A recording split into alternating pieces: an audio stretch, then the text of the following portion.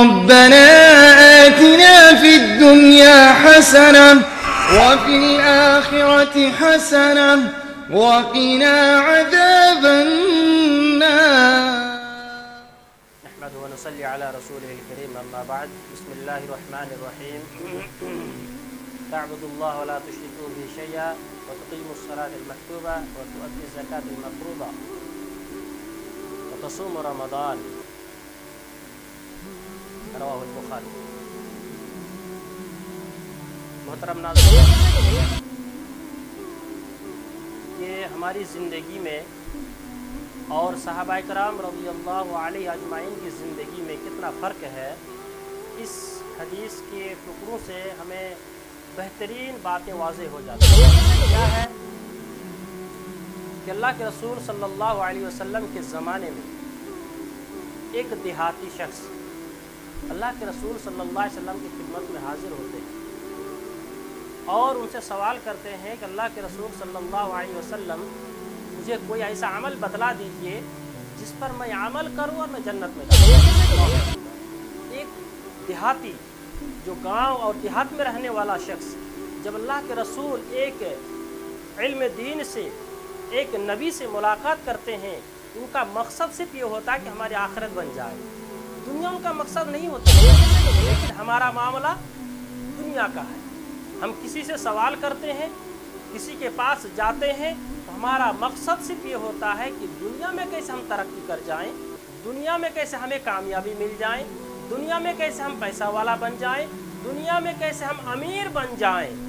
اس دیہاتی شخص سے ہمیں اور آپ کو عبرت حاصل کرنا چاہیے۔ اللہ کے رسول کی خدمت میں حاضر ہو کر کے دنیا کا معاملہ نہیں ہے، ان کے سامنے روزی روٹی کا معاملہ نہیں ہے، اس کا مقصد صرف آخرت کا ہے، اس کا مقصد ہماری زندگی بہتر ہو جائے، ان کا مقصد ہمیں جنت مل جائے۔ بس وہ دیہاتی اللہ کے رسول کی خدمت میں حاضر ہو کر کے سوال کرتے ہیں، پیارے رسول جناب محمد رسول اللہ صلی اللہ علیہ وسلم بہترین انداز میں جواب دیتے ہیں۔ جواب کیا دیتے ہیں میرے بھائیوں؟ غور کرنے کا مقام ہے۔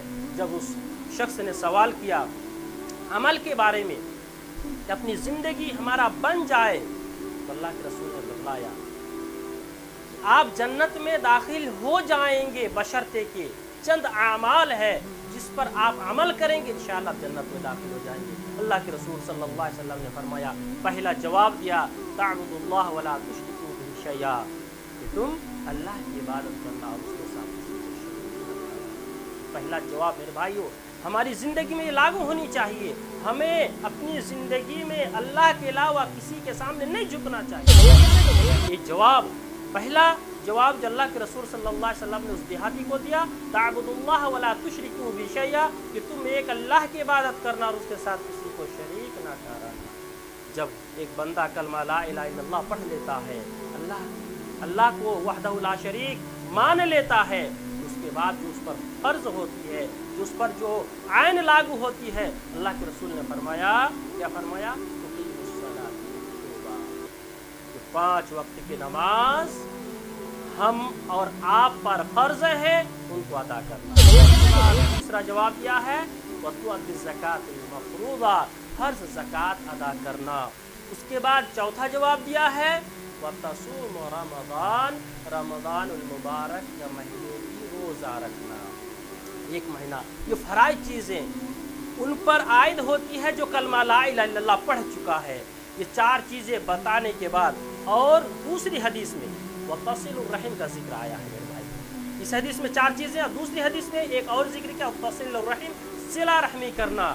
یہ 5 چیزیں ہیں جو اس پر عمل کر لیں، وہ بندہ، وہ دیہاتی، وہ شخص جب 4 چیزیں سن لیتے ہیں، سن کر کے وہ اللہ کے رسول صلی اللہ علیہ وسلم کے سامنے قسم کھا کر کہتے ہیں کہ اللہ کی قسم، اس ذات کی قسم جس کے ہاتھ میں میری جان ہے، جب تک میں زندہ رہوں گا نہ میں اس سے کم کروں گا اور نہ اس سے میں زیادہ کروں گا۔ یہ لفظ بول کر کے وہ دیہاتی گھوم کر کے چلے جاتے ہیں۔ اللہ کے رسول صلی اللہ علیہ وسلم نے کیا آگے فرمایا میرے بھائیوں؟ کہا من سرہ ان ينظر الى رجل من اہل الجنہ فلینظر الى هذا۔ اللہ کے رسول نے کہا اگر کسی जन्नती शख्स को देखना चाहते हो, इस बंदे की तरफ देखो। अल्लाह अकबर। अल्लाह के रसूल ने उस देहाती को जन्नती कहा है।